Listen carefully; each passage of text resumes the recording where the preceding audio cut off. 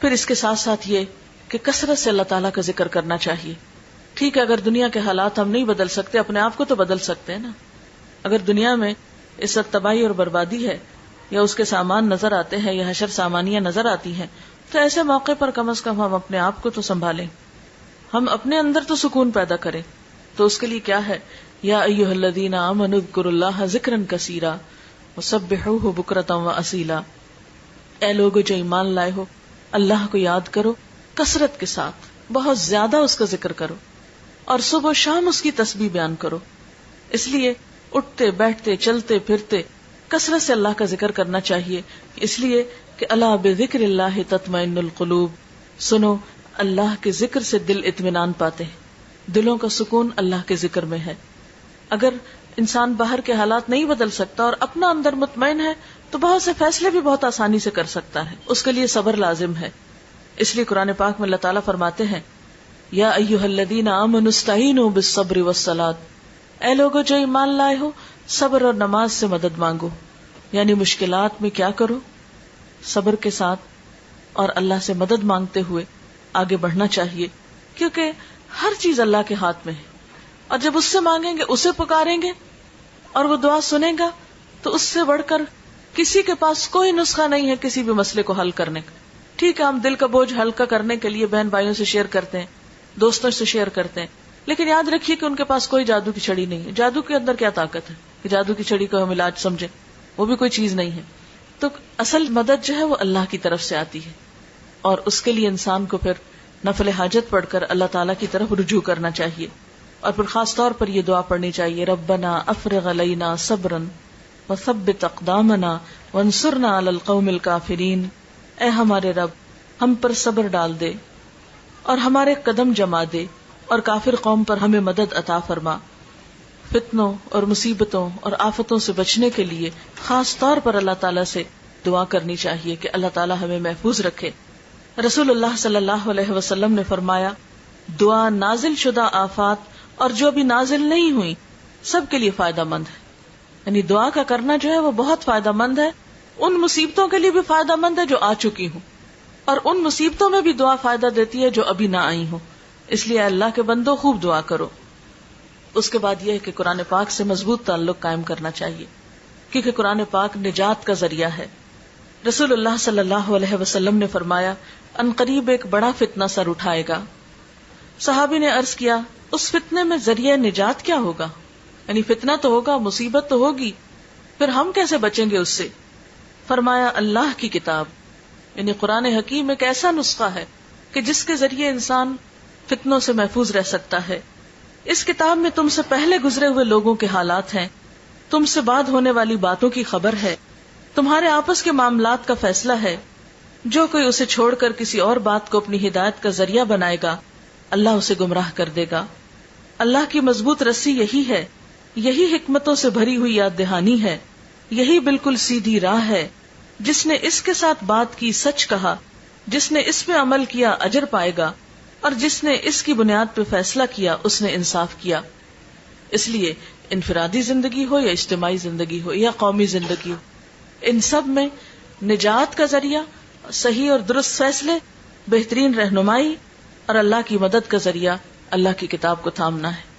اور حقیقت یہ کہ اللہ تعالیٰ نے یہ کتاب بھیجی ہماری رہنمائی کے لیے تھی کہ جب دنیا میں مشکلات ہوں، تکلیفیں اور پریشانیاں ہوں تو پھر ہم کیا کیا کریں. لیکن ہم زیادہ سے زیادہ اس سے کیا رہنمائی لیتے ہیں، اچھا کہ اس مشکل میں کیا وظیفہ پڑھ لیں. یہ کتاب وظیفوں کی کتاب نہیں ہے. ذالک الکتاب لا ریب فیہ ھدی للمتقین. یہ کتاب جس میں کوئی شک نہیں، متقی لوگوں کی ہدایت کے لیے آئی ہے. یہ ہمیں بتاتی ہے کہ ہمارا معاملہ اپنی ذات کے ساتھ کیا ہونا چاہیے، رشتہ داروں کے ساتھ کیا ہونا چاہیے، اور باقی مسلمانوں کے ساتھ کیا ہونا چاہیے، اور پوری دنیا کے لوگوں کے ساتھ کیا ہونا چاہیے. زندہ رہنے کے بہترین اصول کیا ہیں، ہر معاملے میں یہ گائیڈ کرتی ہے. اللہ تعالیٰ فرماتے ہیں کہ لَقَدْ أَنزَلْنَا إِلَيْكُمْ كِتَابًا فِيهِ ذِكْرُكُمْ. ہم نے تمہاری طرف کتاب اتاری ہے جس میں تمہارا اپنا ذکر ہے، تمہاری ہی باتیں ہیں. تو جس چیز میں ہمارا ذکر ہے، ہماری باتیں، اور ہم ہی نہ پڑھیں تو ہمیں کون پھر گائیڈ کر سکتا ہے، کون ہمیں رہنمائی دے سکتا ہے. اور اسی کے بارے میں اللہ سبحانہ وتعالیٰ نے ہمیں خاص ہدایت دی ہے، کتاب انزلناہ الیک مبارک لیدبروا آیاتہ ولیتذکر اولو الالباب. ایک کتاب جسے ہم نے اتارا ہے، بہت برکت والی ہے، تاکہ لوگ اس کی آیات میں غور و فکر کریں اور عقل والے اس سے نصیحت پکڑیں، یعنی اس کی روشنی میں زندگی بسر کر کے زندگی کی بہت سی مشکلات سے نپٹیں۔ پھر اس کے بعد یہ ہے کہ آپ صلی اللہ علیہ وسلم نے یہ بھی فرمایا خیرکم من تعلم القرآن وعلمہ، تم میں بہترین ہے وہ لوگ جو قرآن سیکھیں اور سکھائیں، یعنی اگر آتا ہے تو دوسروں کو سکھائیں، اگر نہیں آتا تو سیکھنے کی کوشش کریں۔ اور چونکہ اس کتاب کو مبارک کتاب کہا گیا، برکتوں والی کتاب کہا گیا، اس لیے یہ ہو نہیں سکتا کہ جو شخص اس کے ساتھ تعلق رکھے پھر اس کی زندگی میں خیر و بھلائی نہ آئے۔ پھر اس کے بعد یہ ہے کہ جو یہ کتاب پڑھتے جائیں اور اچھے کاموں کے کرنے کا موقع ملے، سمجھ آئے، تو پھر ان کاموں میں دیر بھی نہ کی جائے۔ نبی صلی اللہ علیہ وسلم نے فرمایا بادروا بالاعمال فتنا کقطع اللیل المظلم، لوگوں نیک کام کرنے میں جلدی کرو ان فتنوں سے پہلے پہلے جو ایک تاریک رات کے ٹکڑوں کی طرح ہر طرف چھائے ہوئے ہوں گے، یعنی اس سے پہلے کہ نیکی کی مہلت چلی جائے اور ایسی مصیبتیں اور آفات اور پریشانیاں اور فتنے آ جائیں کہ جو کالی رات سے بھی زیادہ سیاہ ہوں، کہ جن میں انسان کو پھر یہ سمجھ نہ آئے کہ وہ جائے کدھر۔ آج کل بھی جب میں اخبار پڑھتی ہوں یا میں دیکھتی ہوں ٹیلی ویژن پہ نیوز وغیرہ، تو میں جب عراقی لوگوں کا حال دیکھتی ہوں تو میں سوچتی ہوں کہ یہ بھی ہماری طرح کے انسان ہیں۔ آج ہی میں شاید پڑھ رہی تھی کہ 3 ارب ڈالر کا بارود جو ہے وہ استعمال ہوا ہے۔ آپ خود سوچے کہ کبھی ایسا ہوتا ہے نا 14 اگست پہ جب کبھی فائر ورکس ہوتا ہے تو جس رات کو ہوتا ہے آپ یقین کریں کہ ساری رات ایسا لگتا ہے کہ جیسے ہر طرف سے بارود کی اور مسالے کی بو آ رہی ہو اور دھواں دھواں دھواں، ایک بے چینی سی ہوتی۔ تو میں سوچ رہی تھی کہ جس ملک کے اندر اتنا بارود پھٹا ہو، جس ملک کے اندر کئی فٹ اور کئی میٹر کی گہرائی تک جا کے بم پھٹے ہوں، وہاں کے لوگوں کی نیندیں اور آرام اور ان کا سانس لینا، اور جہاں پانی نہ ملتا ہو، جہاں بجلی نہ ہو، آپ دیکھیں چند گھنٹوں کے لیے بجلی جاتی ہے تو کیا برا حال ہو جاتا ہے، جہاں دنوں بجلی نہ ہو، جہاں اسپتالوں میں بجلی نہ ہو، جہاں ہر طرف ایک افراتفری اور لوٹ مار ہو، جہاں بچے جو ہیں وہ اپنی زندگی سے ہاتھ دھو رہے ہوں، جہاں زخمیوں کی مرہم پٹی کرنے والا کوئی نہ ہو، جہاں اسپتالوں میں مورچریز میں پڑے ہوئے مردے تعفن چھوڑ رہے ہوں، ان کو دفنانے والا نہ ہو کوئی، تو آپ خود سوچ سکتے ہیں کہ وہاں لوگوں کی زندگی کتنی اجیرن ہوگی، کتنی اجیرن ہوگی، کیسی کیسی آزمائش ہوگی۔ بچوں کو چھوٹی سی کوئی تکلیف ہوتی ہے تو ہم بے چین ہو اٹھتے ہیں۔ آج ہی صبح میں ایک تصویر دیکھ رہی تھی اور بچہ فوت ہو چکا تھا، تو اس کی ماں اس کا ہاتھ پکڑ کے اسے چوم رہی تھی، اور بچے کا منہ ایسے کھلا تھا جیسے نیند میں عام طور پہ بچوں کا منہ کھل جاتا ہے۔ ایسے ماں کا حال دیکھ کے بالکل صبر نہیں مجھے آ رہا تھا کہ یا اللہ ہم بھی مائیں ہیں اور ہم اپنے بچوں کو ذرا سی دیر نہ دیکھے تو ہمیں چین نہیں آتا، یہ بھی انسان ہیں، یہ بھی مائیں ہیں، اور ان کو اپنے کوئی مستقبل کا نہیں پتا کہ امن ہوگا کہ نہیں، زندگی ہوگی کہ نہیں، کھانے کو ملے گا کہ نہیں، کاروبار بنے گے کہ نہیں، جابز ملیں گے کہ نہیں، ہر چیز کی بے یقینی۔ یہ ساری آفت جو ہے یہ اگر انسانوں کے گروہ پہ آ گئی ہے تو آپ دیکھ ہی رہے ہیں کہ دنیا میں باتیں کیا ہو رہی ہیں کہ اب کس کی باری ہے۔ حیرت ہوتی ہے مجھے ایسی باتیں سن کر اور کر کے کہ ہم کس بات کے انتظار میں بیٹھے ہیں، اب کس کی باری، یعنی یوں لگتا ہے جیسے میچ کھیلا جا رہا ہو اور ایک دوسرے سے پوچھ رہے ہو کہ اب کس کی باری ہے، یعنی کس قدر افسوسناک حال ہے اور کتنی بے حسی ہے کہ بجائے اس کے کہ ہم اللہ سے توبہ کریں اور استغفار کریں، ہم اس انتظار میں بیٹھے ہیں کہ اب کس کی باری ہے، کوئی کھیل ہے، کوئی میچ ہے کہ جس کو ہم دیکھ دیکھ کے لطف اندوز ہو رہے ہیں۔ تو ایسے موقعوں پر جو نیکی اپنی ذاتی حد تک خود کسی کو احساس دلا کے یا کوئی نیکی کا اچھا کام ہم کر سکتے ہیں تو وہ تو کم از کم کریں۔ آپ نے فرمایا کہ نیک اعمال کرنے میں دیر نہ کرو، کوئی پتہ نہیں کل کا دن کیسا ہو، کوئی پتہ نہیں کہ اگلا سال کیسا ہو، کل کا وقت کیسا آئے، اس لیے جو خیر بھلائی آج کر سکتے ہو اسے نہ ٹالو۔ اور اس میں آپ دیکھیں کہ سب سے پہلے ہمیں اپنے فرائض پورے کرنے چاہیے۔ ہم نماز میں سستی کر دیتے ہیں، اچھا ابھی پڑھی ہے چلو پھر پڑھ لیں گے، ابھی نیند آ رہی ہے، ابھی ذرا ہم بازار میں ہیں، ابھی ہم وہاں جا رہے ہیں، ابھی جلدی ہے، کوئی نہ کوئی بہانہ کر کے ہم نمازیں چھوڑے رکھتے ہیں۔ آپ دیکھیں نماز وہ چیز ہے کہ جس کا قیامت کے دن سب سے پہلا سوال ہوگا، اگر یہی پوری نہیں تو آگے وہ کیا دکھائیں گے؟ یا تو ہم یہ کہیں کہ ہم نے مرنا نہیں، یا یہ کہیں کہ مرنے کے بعد جی نہیں اٹھنا، یا یہ کہیں کہ کوئی حساب کتاب ہے ہی نہیں۔ اگر ہم یہ کہتے ہیں تو پھر ٹھیک ہے، جیسے چاہیں زندگی بسر کریں۔ جب ہم مانتے ہیں کہ قیامت آنی، جب ہم مانتے ہیں کہ ہم سے سوال ہوگا، تو پھر ہم اپنے فرائض کیوں نہیں پورے کرتے؟ فرض ہوتا ہے، وہ لازمی چیز ہے، اس کا حساب ہونا ہے، اس کی پوچھ ہونی ہے، اس لیے اس کو کیے بغیر چارہ ہی نہیں، اس کو کیے بغیر گزارا ہی نہیں، وہ اسی وقت ہوگا جب ہم کریں گے۔ تو اس لیے سب سے پہلی چیز تو ہمیں اپنے فرائض کے کرنے میں اپنی نمازوں کی پابندی، اور اپنے باقی فرائض جو ہمارے حقوق العباد کی طرف مثلاً جو ہیں ان کی طرف ہمیں توجہ دینی چاہیے. نبی صلی اللہ علیہ وسلم نے خاص طور پر دوسروں کا حق مارنے سے منع کیا ہے. اور دوسروں کا حق کیا ہے؟ مثلا بہن بھائیوں کا حق مار جانا, یا دوسروں کا حق مار کے ایک بچے کو دے دینا, یا اسی طرح کے اور بہت سے ظلم و ستم کے معاملات ہمارے معاشرے میں ہوتے رہتے ہیں. مثلا ہمارے یہاں لڑکیوں کو وراثت سے محروم کر دیا جاتا ہے, یا اسی طرح یہ ہے کہ جو رشتہ دار کمزور ہوتے ہیں یا یتیم بچے ہوتے ہیں, بعض اوقات ان کی پراپرٹی پہ, ان کے مال پہ, ان کی چیزوں پہ قبضہ کر لیا جاتا ہے.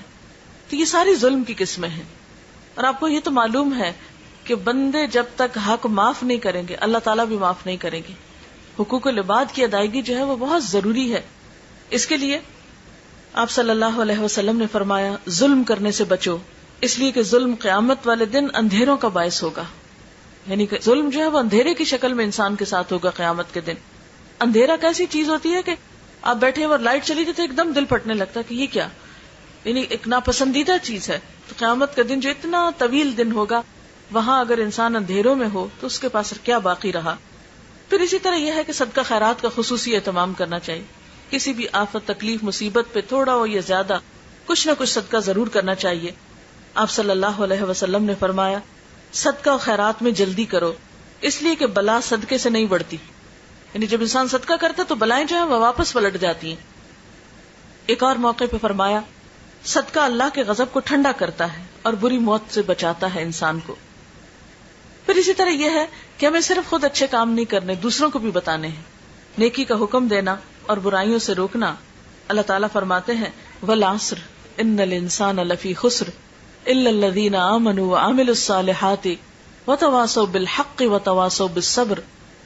قسم ہے زمانے کی, بے شک انسان خسارے میں ہے سوائے ان لوگوں کے جو ایمان لائے, جنہوں نے نیک عمل کیے, ایک دوسرے کو حق بات کہی اور ایک دوسرے کو صبر کی تلقین کی.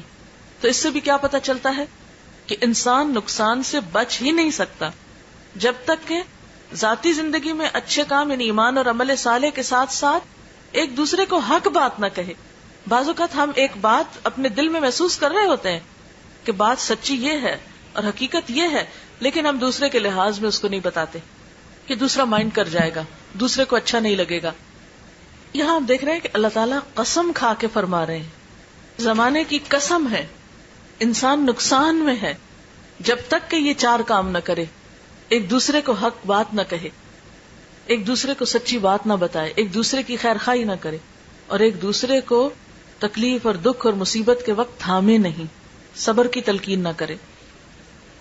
پھر اسی طرح آپ صلی اللہ علیہ وسلم نے فرمایا قسم ہے اس ذات کی جس کے ہاتھ میں میری جان ہے, تم ضرور نیکی کا حکم دو گے, ضرور برائی سے روکو گے, ورنہ قریب ہے کہ اللہ تعالیٰ تم پر اپنی طرف سے کوئی عذاب بھیج دے, پھر تم اس سے دعائیں کرو گے لیکن وہ قبول نہیں کی جائیں گی. یعنی جب تک تم نیکی نہ پھیلاؤ, جب تک لوگوں کو برے کاموں سے نہ روکو, ظلم و زیادتی سے نہ روکو, تو پھر ایسا نہ ہو کہ تم پہ وہ وقت آ جائے کہ تمہاری دعائیں نہ قبول ہوں. پھر اس کے ساتھ ساتھ یہ کہ لوگوں کو آپس میں جوڑنے کی کوشش کرنی چاہیے. امت مسلمہ کا ہر دور میں بہت بڑا المیہ یہ رہا ہے کہ وہ آپس میں ایک دوسرے کے دشمن رہیں, ان کے دل پھٹے رہیں, اور شیطان کا یہ سب سے بڑا وار ہوتا ہے کہ ان کو آپس میں لڑاؤ. یعنی کتنے افسوس کی بات ہے کہ سب ایک رب کو مانے, ایک دین کو مانے, ایک کتاب کو مانے, ایک مقصد مانے زندگی کا, اور پھر آپس میں ایک دوسرے سے جڑ کے نہ رہیں. اور یاد رکھیں ایک دوسرے سے صرف اس وقت جڑا جا سکتا ہے جب انسان دوسروں کی غلطیوں کو معاف کر دے, ان کی غلطیوں سے درگزر کرے, ان کی برائی کے جواب میں اچھائی کرے. ادفع باللتی ہی احسن فاذا الذی بینک وبینہ عداوۃ کأنہ ولی حمیم. کوئی برا کر بھی جائے تو تم برائی کا جواب کس سے دو؟ اچھے طریقے سے دو. تو پھر وہ شخص جس کے اور تمہارے درمیان عداوت ہے وہ ایسے ہو جائے گا جیسے دلی دوست ہو, ولی حمیم, گہرے دوست کی طرح ہو جائے گا دشمن بھی. لیکن آج افسوس یہ کہ دشمنوں کو تو دور کی بات کہ ہم دوست بنائیں, ہم نے تو دوستوں کو دشمن بنا لیا ہے, اپنے بھی دشمن بنتے جا رہے ہیں, اپنے بھی ایک دوسرے سے دور ہوتے چلے جا رہے ہیں. یہ انسان کے لیے کوئی اچھی علامت تو نہیں, یہ اللہ کی رحمت کی علامت تو نہیں. اللہ کی رحمت, اللہ کا احسان, اور انسان اس دنیا میں اس وقت نعمتوں سے متمتع ہوتا ہے جب انسان خوش ہوتا ہے انسانوں کے بیچ میں ہوتا. آپ اکیلے خوش نہیں ہو سکتے. اکیلے کتنا ہنسیں گے؟ اگر آپ سب سے کٹ کے اپنی ذات میں رہنا شروع کر دیں کتنا ہنسیں گے آپ ہنس بھی نہیں سکتے. آپ روتے ہو کوئی آپ کا آنسو پوچھنے والا نہیں ہوگا. اصل میں آپ صلی اللہ علیہ وسلم نے فرمایا کیا میں تم کو بتاؤں کہ قیامت کے دن مجھ سے سب سے زیادہ قریب کون لوگ ہوں گے؟ مجلس کے اعتبار سے یعنی سب سے قریب میرے کون بیٹھے ہوں گے؟ وہ لوگ جو منکسر المزاج ہوں گے، المعطئون اکنافن، کندھے جھکا کے رکھنے والے یعنی عاجزی برتنے والے، الذین یألفون ویؤلفون، وہ لوگ جو محبت کرتے ہیں اور کیے جاتے ہیں. وہ دوسروں سے محبت کرتے ہیں اور دوسرے ان سے محبت کرتے ہیں.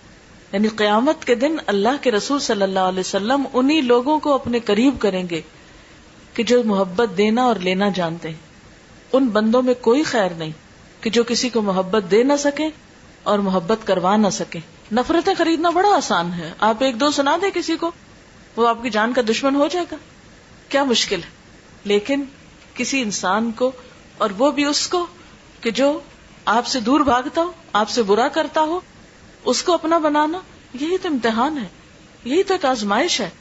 اور جو شخص ان تکلیفوں پہ صبر کر سکتا ہے وہی ایک خوشحال زندگی بسر کر سکتا.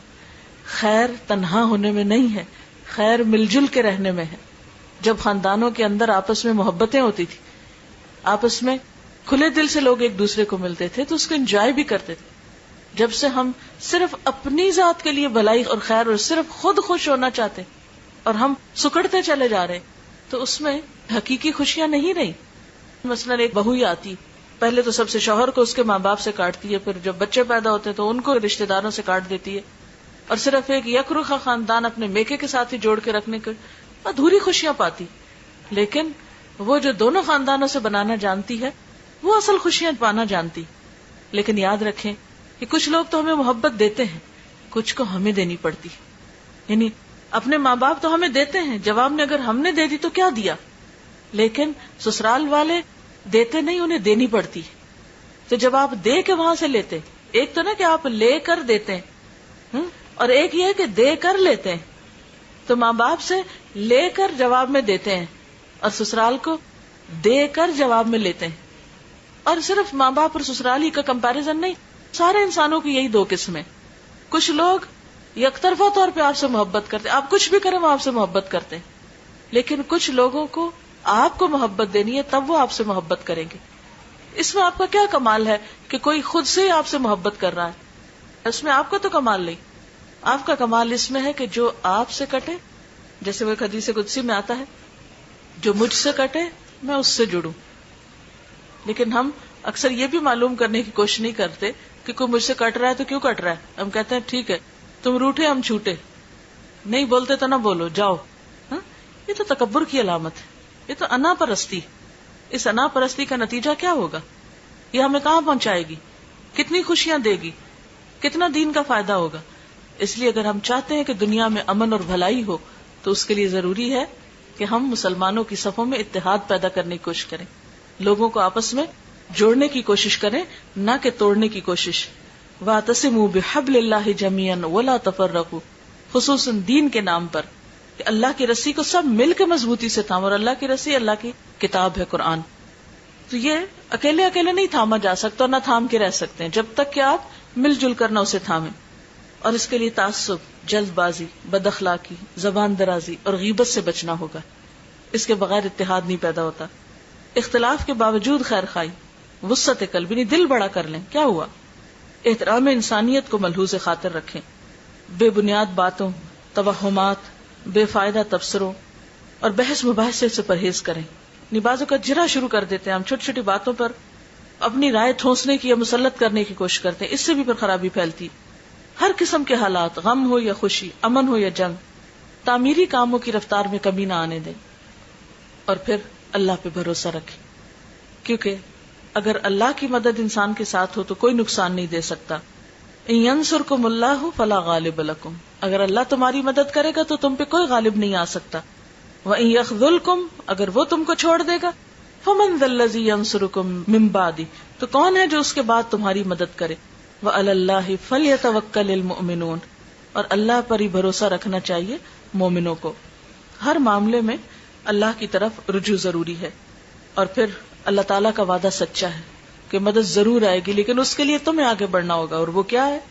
یا ایھا الذین آمنو، اے لوگو جو ایمان لائے، ان تنصروا اللہ ینصرکم ویثبت اقدامکم، اگر تم اللہ کی مدد کرو گے تو اللہ تمہاری مدد کرے گا اور تمہارے قدم جما دے گا. یعنی تم اللہ کے دین کی خدمت کرو گے، اللہ کی طرف رجوع کرو گے تو اس کی مدد بھی تمہاری طرف آئے. اگر تم اسے یاد نہیں کرو گے تو وہ تمہیں نہیں یاد کرے گا. اللہ کا وعدہ ہے فاذکرونی اذکرکم، تم مجھے یاد کرو میں تمہیں یاد رکھوں گا. پھر اسی طرح وَلَيَنْصُرَنَّ اللَّهَ مَن يَنْصُرُهُ، اللہ ضرور مدد کرے گا اس کی جو اس کی مدد کرے گا. اور اللہ کی مدد، اللہ کو ویسے تو مدد نہیں چاہیے، اللہ کی مدد سے مراد اللہ کے دین کی مدد ہے، اللہ کے دین کی خدمت ہے. لیکن اگر ہم اس کے دین کی مدد نہیں کریں گے، ہم آگے نہیں بڑھیں گے تو وہ کیوں آگے بڑھے؟ اگر ہم اس کے دین کی خدمت نہیں کریں گے تو وہ پھر ہمارے لیے دنیا کے امن اور خوشحالی کو کیوں لائے؟ اور پھر آخری بات یہ کہ صرف باتیں ہی کرنے سے کام نہیں چلے گا جب تک کہ ہمارا عمل نہ بدلے. ہم ٹھوس کام نہ کریں، واقعی پروڈکٹیو کام نہ کریں. صرف نعرے بازی کرنا یا لفاظی کرنا یا جذباتی باتیں کرنا، اس سے کام نہیں چلے گا. اس کی بجائے ٹھوس بنیادوں پہ کام کرنے کی ضرورت ہے. ہر شخص صرف ماتم کر کے یا ایک دوسرے کو برا بھلا کہہ کے یا صرف غم میں آنسو بہا کے یہ سمجھے کہ ہم کامیاب ہو جائیں گے انفرادی یا قومی سطح پر، تو یہ کافی نہیں. اس کے لیے ہمیں تعلیم اور تربیت اور ہر طرح کے ہنر اور ٹیکنالوجی میں آگے بڑھنا ہوگا. اور یہ کام صرف باتوں سے نہیں ہوتا، اس کے لیے لمبی محنت اور کوشش کی ضرورت ہوتی. جس طرح ایک شخص آپ دیکھیں کہ زندگی میں جب قابل بنتا ہے تو اس کو سال لگتے ہیں، تو جب ایک قوم ترقی کرتی ہے تو اس کو پھر اور بھی زیادہ وقت لگتا ہے. لیکن اگر سارے قدم اٹھانا شروع کر دیں، ہر شخص اپنی ذاتی حیثیت پہ دیکھے کہ میں کیا کر رہا ہوں، کیا دنیا میں جب مصیبت آتی ہے میرے عمل میں کچھ فرق پڑتا ہے، یا کسی کی تکلیف دیکھ کر مجھے کچھ نصیحت ہوتی ہے، میں اپنے طرز عمل کو بدلتی ہوں. اور چند ایک سوال ہیں، ہم سب اپنے آپ سے پوچھیں کہ کیا میں اپنا وقت ضائع تو نہیں کرتی؟ کیا میں نے سستی، کاہلی اور غفلت چھوڑ دی ہے؟ کیا میرے تعمیری کاموں میں کچھ تیزی آئی ہے؟ یعنی میں اپنا وقت زیادہ اچھے پروڈکٹیو کاموں میں گزارتی ہوں؟ کیا میرے معمولات میں کچھ تبدیلی آئی ہے؟ کیا میں نے زندگی کو محض سیر و تفریح اور صرف شاپنگ اور صرف گپ شپ اور پارٹنگ، صرف یہی زندگی کو سمجھ رکھا ہے، یا کچھ تعمیری کام بھی میری زندگی میں ہے؟ کیا میں نے اپنے اندر اخلاقی خوبیاں پیدا کی ہیں اور برائیوں سے بچنا شروع کیا ہے؟ کیا میں نے اللہ کے دین کی خدمت کے لیے کوئی قربانی کی ہے؟ اگر آج مجھے موت آ جائے تو میں اللہ کو جواب دینے کے لیے اپنے آپ کو کتنا تیار پاتی ہوں؟ میں سمجھتی ہوں کہ میرے پاس اتنے عمل ہیں کہ میں اسے راضی کر سکوں، اور اگر نہیں تو کوشش کیے بغیر خود بخود تو جمع نہیں ہوں گے. اگر میں نہیں بدلتی تو دنیا کیسے بدلے گی؟ دنیا کے حالات کیسے بدل سکتے ہیں؟ اور اگر دنیا کے حالات نہ بھی بدل سکیں تو کم از کم ہم اپنے آپ کو تو بدل لیں. افراد کے ہاتھوں میں ہے اقوام کی تقدیر، ہر فرد ہے ملت کے مقدر کا ستارہ. اللہ تعالیٰ سے دعا ہے کہ اللہ تعالیٰ ہمیں صحیح سوچ اور سمجھ دے اور بہترین عمل کی توفیق عطا فرمائے. وآخر دعوانا ان الحمد للہ رب العالمین. دعا کر لیتے. سبحان اللہ والحمد للہ ولا الہ الا اللہ واللہ اکبر ولا حول ولا قوة الا باللہ العلی العظیم. اللہم صل علی محمد وعلی آل محمد کما صلیت علی ابراہیم وعلی آل ابراہیم انک حمید مجید. اللہم بارک علی محمد وعلی آل محمد کما بارکت علی ابراہیم وعلی آل ابراہیم انک حمید مجید. ربنا آتنا فی الدنیا حسنۃ وفی الآخرۃ حسنۃ وقنا عذاب النار. ربنا لا تزغ قلوبنا بعد اذ ہدیتنا وہب لنا من لدنک رحمۃ انک انت الوہاب. ربنا ہب لنا من ازواجنا وذریاتنا قرۃ اعین واجعلنا للمتقین اماما. یا حی یا قیوم برحمتک نستغیث. لا الہ الا اللہ انت الحلیم الکریم. سبحان اللہ رب العرش العظیم والحمد للہ رب العالمین.